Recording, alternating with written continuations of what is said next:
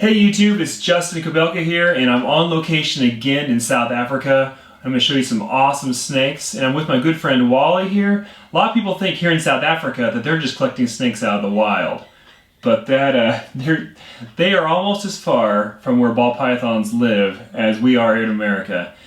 And so it's kind of a misnomer that you're in Africa but still collecting African snakes from the United States and from other places. But I'm going to let Wally introduce himself, and then we'll look at some amazing animals. Hey YouTube, it's Wally here from South Africa. We're a local team here.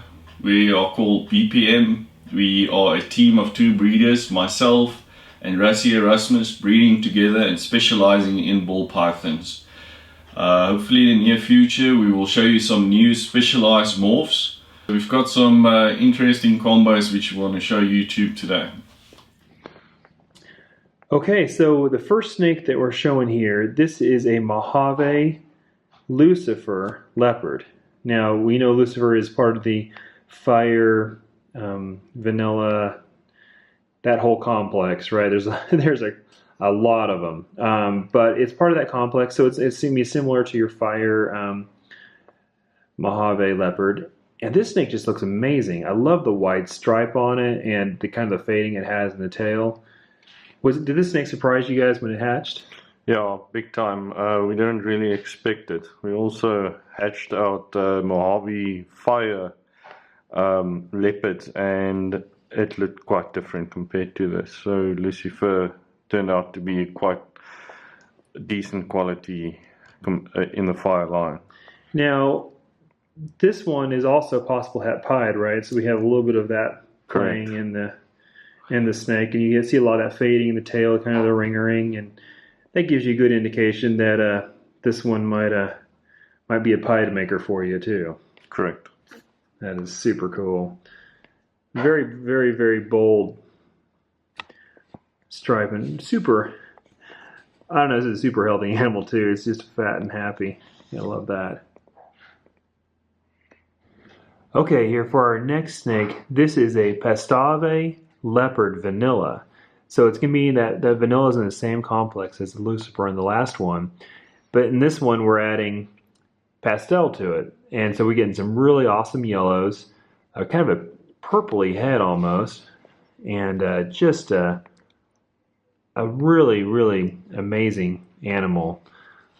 Leopard does a lot with this. And the cool thing is, BPM is working a lot with that vanilla gene, which I think, initially people loved it, and then now it's really underrated. You're not seeing a lot of new combos. And the wonderful thing about vanilla as part of this complex is that it's not going to make a white snake when you breed them together.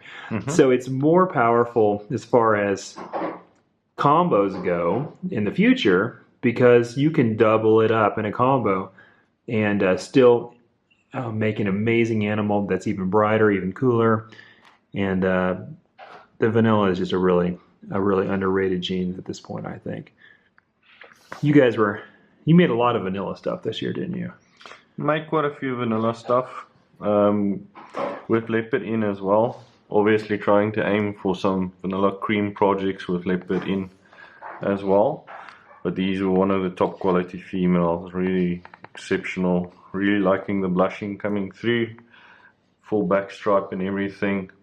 Didn't really expect the snake to look like this, so it was a good surprise. And really high-end leopard combos like this are not something we've seen in South Africa much at this point. This is all new. Yes. For you guys, is this kind of these really high-end leopard combos. It's not real common at all. Yes, this year was the first year that we were fortunate enough to make a lot of 3-4 gene animals in the leopard combos, and yeah, we got quite a bunch of females, which is very fortunate for us. And you use Mojave a lot too in these combos, which even in the US, the leopard Mojaves are something that you don't see a ton of compared to some of the others. Yeah, I quite enjoy the Leopard Pastave combo. I think it's one of the best triple genes out there, so I'm looking at making some more interesting combos, especially with that. This animal is going to be, we're going to show you 3 amazing Axanthics, And Wally, tell us a little bit about the Axanthic project here in South Africa. Well, the Axanthic project is mostly BPI in South Africa. It's quite well established. We recently bred a few world first in Axanthic, but we mainly try and focus with the fire Axanthic combination into other genes. What we have here is a Axanthic nuclear, so that would be Axanthic butterfire, and yeah, it came out quite cool. The dorsal stripe is nice, pops out quite nicely, cleaned it up a little bit, and yeah, the overall snake just really improves as it ages. With each shed it just increases in color, and it keeps that nice grey light pattern color to it. Yeah, it looks great. Now, Axanthic was one of the first recessive morphs, at least, that was imported in South Africa, right? Which is why so much has been done here in South Africa with it. Correct. Yeah, a lot of these guys, one of the first mutations they started with is the Axanthic, and in the U.S. we've had kind of a little bit of a resurgence with it, but it's not had the kind of the hold it has that it does here in South Africa. Okay, so this one takes it even a step further. If you like the last one, here is adding another gene. This includes the spider. So this is an Axanthic nuclear B. So that is spider, butter, fire, Axanthic, correct? Correct. And this is a boy or a girl? Well, this is a boy. Okay. It's very clean.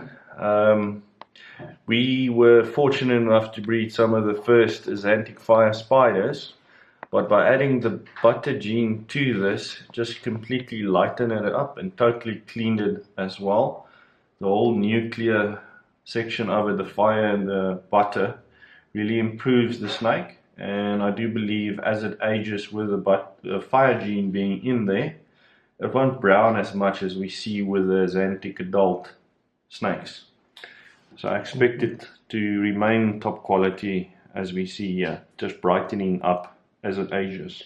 Fire is a major improver of the Axanthic, isn't it, with age, is that it does help. The fire takes out some of the yellow in ball pythons anyways, and so that helps the Axanthic stay nice as it ages, because the fire kind of comes in stronger with age as well.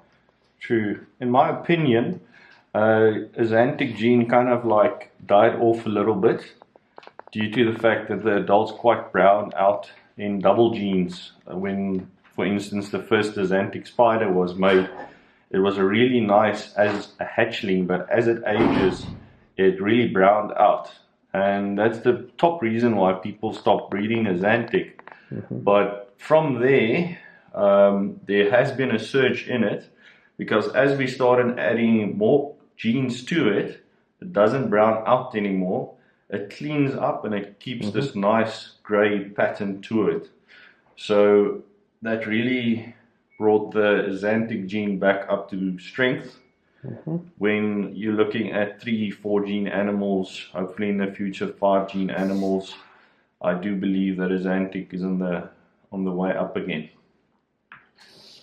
I love it, and that just shows, with a little bit of patience and a little bit of work, that you can fix things about genes, about morphs that maybe are not quite as good, but by combining with the right things and being patient, you can really accomplish what it was that you set out to do.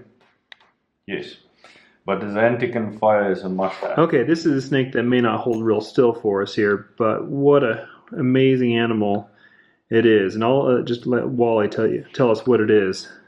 Well, this is the world's first Axanthic vanilla cream. That would be Axanthic fire vanilla. I planned on making this snake back in 2012. And this is the world's first. It's a boy. Turned out really cool.